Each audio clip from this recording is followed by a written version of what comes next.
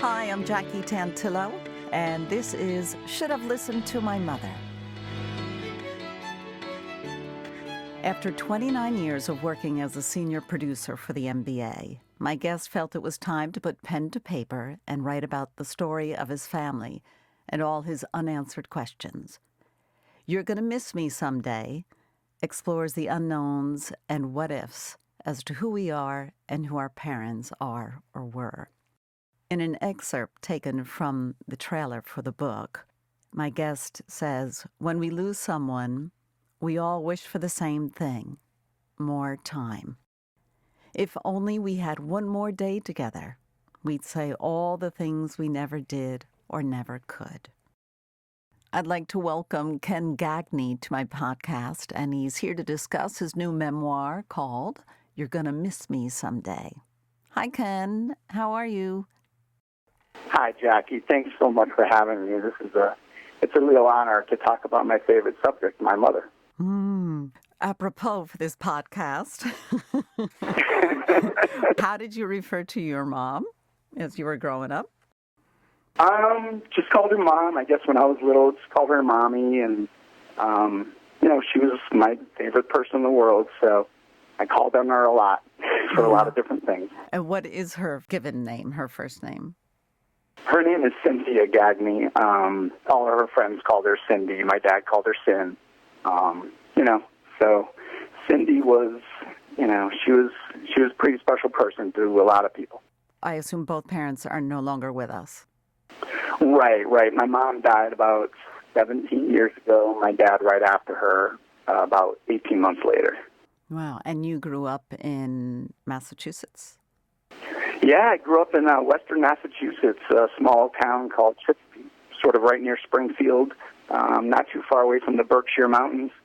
Sort of a rural place, but with a lot of immigrants, a lot of French Canadians, a lot of Polish people, but a great place to grow up. Everybody was pulling for each other, and our parents were part of the community and part of the fabric that raised all their kids as well as they could. And you mentioned, because Gagne is French, correct? Yeah. The correct pronunciation is Gagne. It's sort of, morphed into Gagne, got Americanized. My grandfather had opened a used car dealership and a service station in Chicopee, and he was from Quebec. His parents were from Quebec, and they had migrated down. But after so many years, the Americans in Chicopee started saying Gagne, and he wasn't going to argue with them as long as they kept showing up. I can understand. It's exhausting sometimes. Yeah, exactly. Just go with it. Okay, next, and I'll take it as long as you keep coming here. That's wonderful. And your mom's family is from where? Yeah, my mom's family. Her dad immigrated from Scotland, from the Glasgow area, with his family when he was a young boy, and they moved to Massachusetts. And back then, most of the people who moved to Massachusetts from other countries worked in the mills. It was a big mill town, western Massachusetts, a big mill area. So pretty much everybody who came worked in the mills because there were so many jobs. So my mom's family was from Scotland. My dad's from Canada. And what mills? What kind of work are we talking about? It's mostly It was mostly textile mills. A lot of fabrics, a lot of wools and cloths. Also a lot of paper mills. In the town next to Chicopee is Holyoke, and I think it was called Paper City. It was the greatest supplier of paper in the world back in the early 1900s. So, that's what everybody's job was. All the immigrants trying to find a better life for themselves. Working hard, getting food on the table. So, did your parents meet in Chicopee? Yeah, my mom grew up in Holyoke, and my dad grew up in Chicopee. It was only 2 miles between them. There was a bridge separating the two towns over the Connecticut River. And yeah, they met. They were probably, my dad I think was 30, my mom was 25. Yeah, it's still a little foggy, the stories about how exactly they met, but think it was at an American Legion bar. I'm sure my dad had a few too many, and, that's usually when he was at his best. So I'm sure, I don't know what the conversation was, but, they ended up together, and here I am. There's another excerpt. This may be from your trailer, but I believe it's in your book as well. Correct me if I'm wrong. Mother and father buried the rest. Too much pain in their past, too much darkness. Something back there they couldn't talk about. Something they shut away for our own good. That pain divided my mom and dad, robbed them of the connection they once had, and left a hole in their hearts. Can you tell us how that all started taking place and the effect it had? Yes, that's basically the crux of the whole book. The reason why I am who I am, and the reason why my parents were who they were, is what happened to them soon after they got married.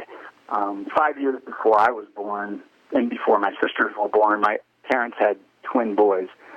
They were these perfect children. My parents starting their lives together, had just been married a year, and everything was great.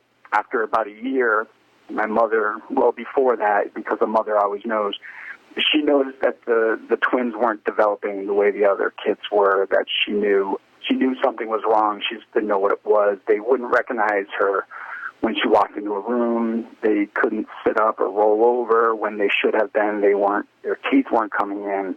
A lot of different things that she noticed that she felt were wrong, even though just on the surface it seemed like they were perfect. They were diagnosed with a condition, a neurological condition, and it turns out after a year, my parents realized that they couldn't see or hear, and the doctors said they wouldn't live long, first of all, they said, and they would never develop and grow into normal kids, I believe the doctors had told them. And that was the pain that was in my parents' past, all before me and my sisters were born. And growing up, my mom never kept it a secret from us, but we had to kind of figure this out, these brothers that we had that my parents had to send away after 14 months, 16 months to a state-run facility because they just couldn't take care of them themselves if they wanted more kids. Did they ever go visit, or did you ever go visit, or that it was just end of conversation? Well, I mean, it's not funny, but it's interesting how it happened. My mom was very open about my brothers Robert and David living 20 miles away in a town called Munson at the state-run facility called Munson Developmental Center. So growing up, she took us there. My sisters went with her a lot. She talked about them. We had photo albums in the house with the boys when they were younger. Obviously, the first year that they spent with my parents, there were pictures of them. We knew they existed. My dad, on the other hand, didn't want to talk about it. So he never brought it up. We knew he didn't want to talk about it. So we kind of had to toe the line between, talking about it with my mom, but we couldn't talk about it with my dad, and he didn't want to talk about it with anybody. So it was hard. It was really hard.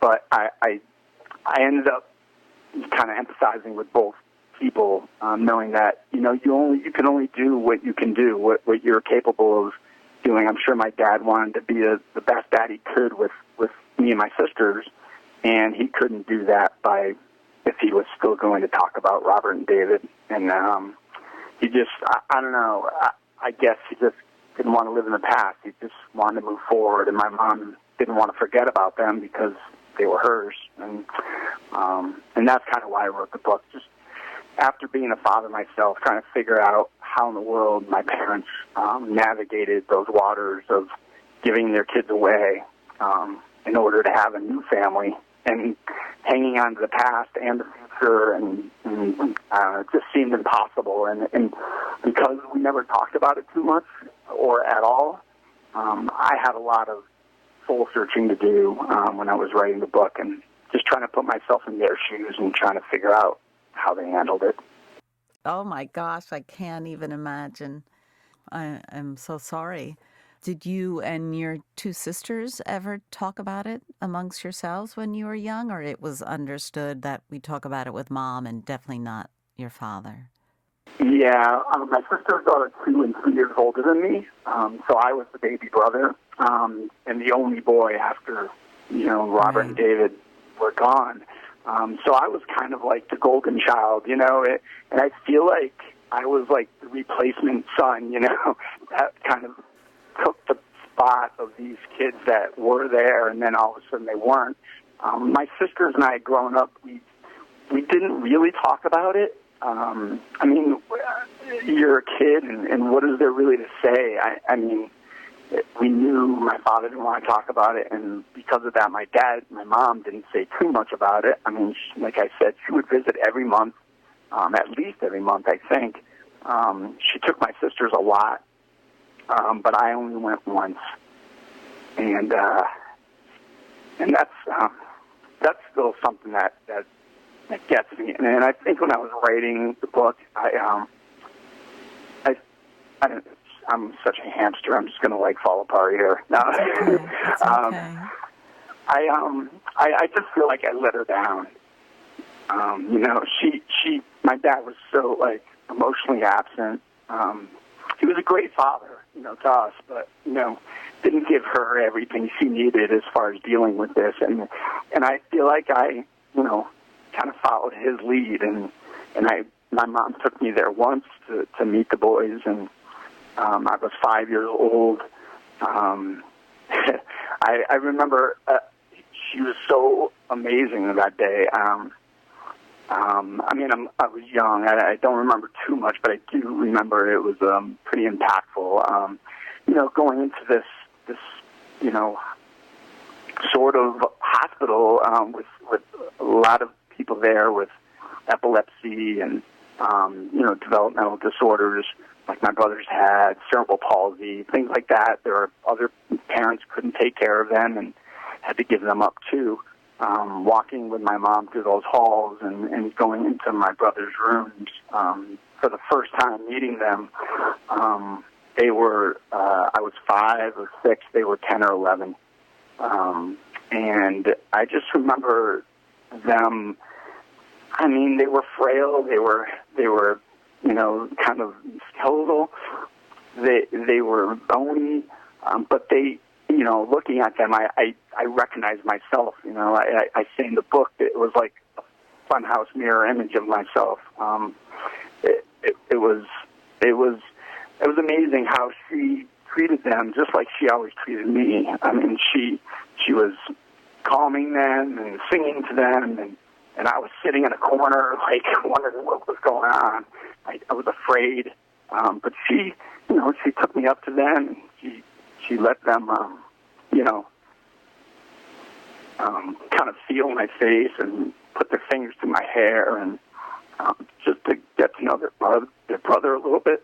That touch sensation is the most magical thing, especially for someone blind and deaf, because that's how they communicate. The emotion and the connection is in that touch. So I was going to ask if she would hold them and pick them up, or if you had ever held them. Oh, yeah. It was all about touch with her, especially with them, because that's all they really had. Yeah. But you were 5 or 6 years old, and it's certainly not your responsibility, Ken. You did the best that you could, and you went to see them. How long were your brothers with us? So the doctors, I think, had told my parents they weren't going to live long. Maybe, if they lived to 10, it would probably be a miracle. I think they had told them. But my one brother, David, died when he was 16, so I was in the 6th grade, I think. And then my other brother, Robert, he lived till he was in his early 40s, and he died a year before my mom died. Had your mom been in touch and visiting the boys all these years? Yeah, I mean, it's funny that few years before my mom died, this one nurse at the hospital, Robert, like I said, had lived till he was 40-something, and this one nurse asked my mom if she could legally adopt him because she had spent so much time with him, and they had this connection. And my mother struggled with that so much because she knew this woman loved him, and she loved this woman too, but she couldn't give him up again, you know? Oh, my gosh. So she didn't do it. She didn't give him up, and he died before she did. Yeah. I still, I don't know, it was like hanging on, like just to, you know, I don't know. It was weird how it all happened, but yeah, he died the year before. Just unbelievable. You're really pulling at my heartstrings here, Ken. Hopefully they're all at peace and together. But I must say, that's a lot of pressure for young kids to feel, because I sense this in you, that, you know, you always had to be bright and shiny and happy to help with the place where your parents were. Am I correct? Yeah. Yes, you're exactly correct. You know, when I realized like what had happened when I was young, and I met my brothers, and it all sort of, you know, you can't really process it when you're that little, but I think deep down you know that they went through a lot of pain, and they were going through a lot of pain, and I just felt like it was my responsibility, I think, since I was really, really young, to never disappoint them. You know, I didn't want to be the cause of any more pain, you know, so I just grew up just trying to, like, do all the right things, and you know, it wasn't like I didn't want to make a mistake, because they were so forgiving, that they forgave everything, you know, as long as we tried to do the right thing, you know, we could never be wrong, you know, especially me as the youngest boy and the baby, and like I said, I was sort of like the golden child, and, you know, I knew that my mom thought I was special, and I don't know if I believed her, but I didn't want to do anything to prove her wrong. So you know, I never missed a day of school. I did every homework assignment. I never skipped a class in college. I didn't drink till I was 21. I followed all the rules. I just didn't want to hurt her, you know, so that's kind of how. That's exhausting. That's a lot. Well, I know, but, I mean, it's funny, Jackie. You say it's exhausting, but to me, it was sort of this purpose. You know, it was sort of this life-affirming, energy-producing narrative that I kind of, you know, told myself, and I turned myself into this person that, you know, that was my thing. I was like, it wasn't exhausting. It was like, I'm an original, you know. I'm going to do everything, like, I'm going to do my best. You know, it wasn't about being perfect. I'm not a perfectionist at all. And I think because my mom was so understanding about how life goes and how people can make mistakes. I mean, she stayed with my dad. He, you know, was a hard drinker. He was, like I said, emotionally absent.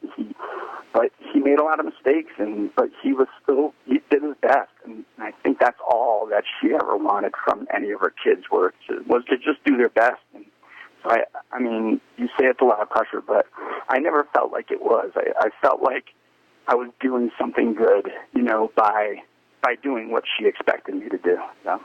Well, you certainly gave back. You certainly were there for not only your mom, but I'm sure your dad recognized it in you as well. Did you ever talk about that with your mom before she passed? Did she ever say, you know, we know that you were trying super hard to keep us happy and do the right thing? Did you ever have that kind of conversation? No, and it's crazy that I think it was all unsaid and all understood. And because we never talked about the past, we never I didn't hear the stories about them as kids, and because of Robert and David, like, we kind of lived in the present, and not even in the future. We just kind of, like, lived life by the moment, and when she was dying, I mean, I had so much I wanted to say to her, but because we were just not, it's funny, we were sort of this perfect family that just never talked about anything. But we all knew we loved each other, but we never said it.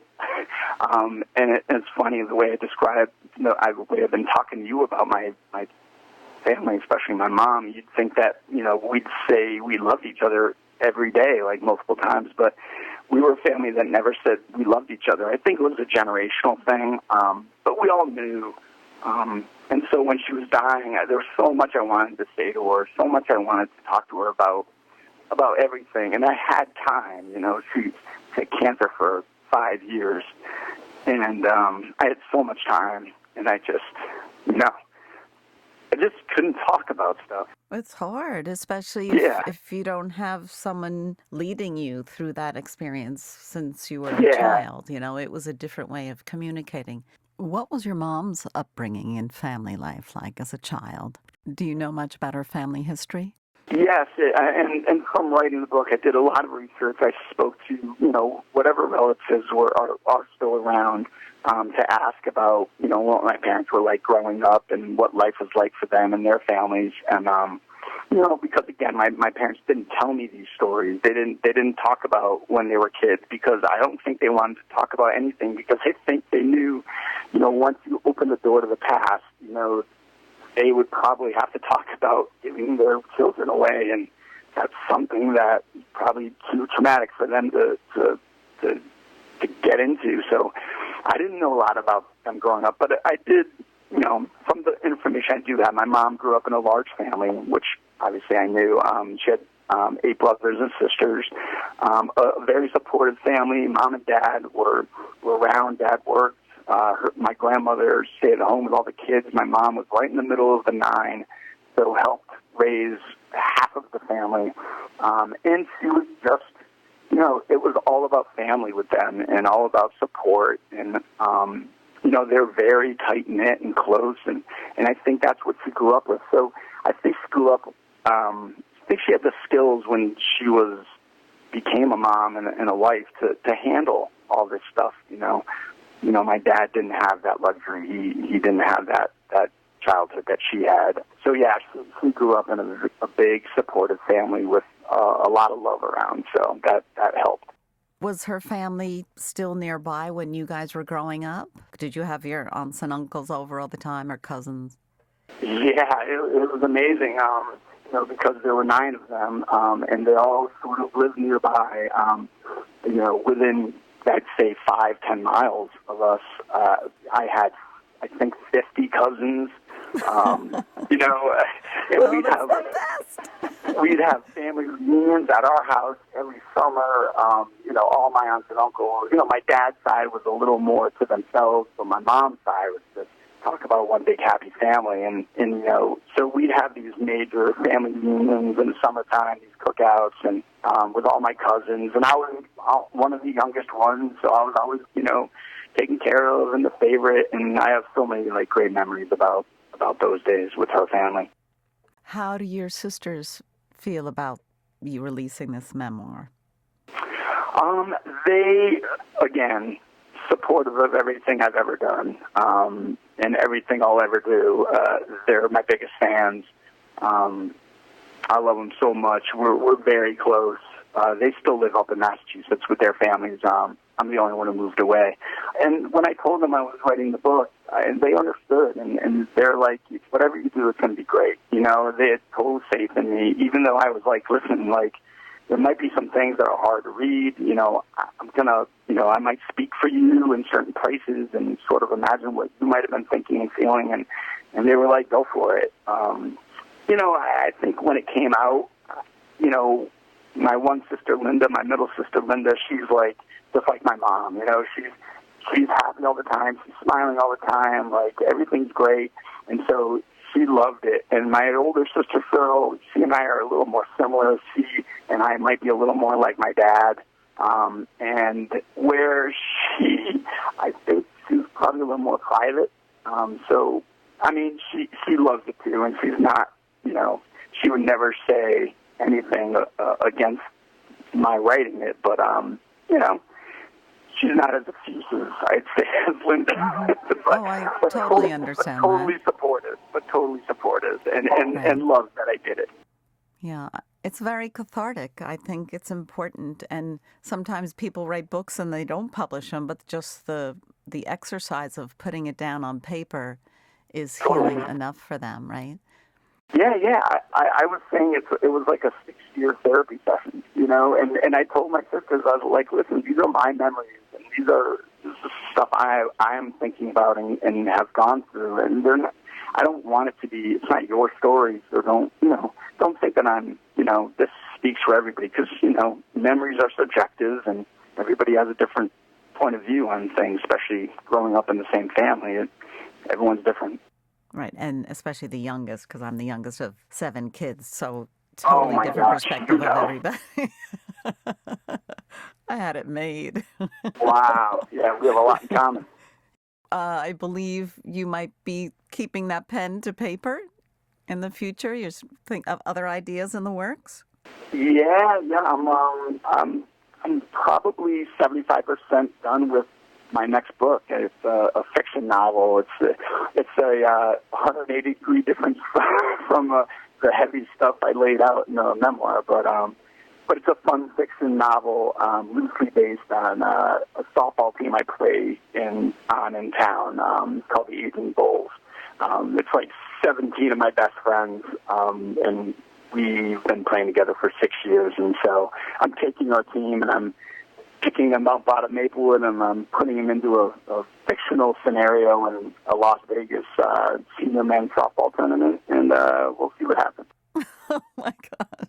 I can only imagine. Las Vegas. What happens in Vegas stays in Vegas, Ken. I know. Well, I thank you, Ken Gagne. Just released You're Gonna Miss Me Someday, a memoir. And it's a very personal and moving and touching and truth-filled story. The reason I do this podcast is to share these stories, and hopefully it can help somebody or enlighten somebody or give peace to someone. And you know what? For whatever that's worth, it helps me to do it. So I hope it helps at least you or one other person out there listening.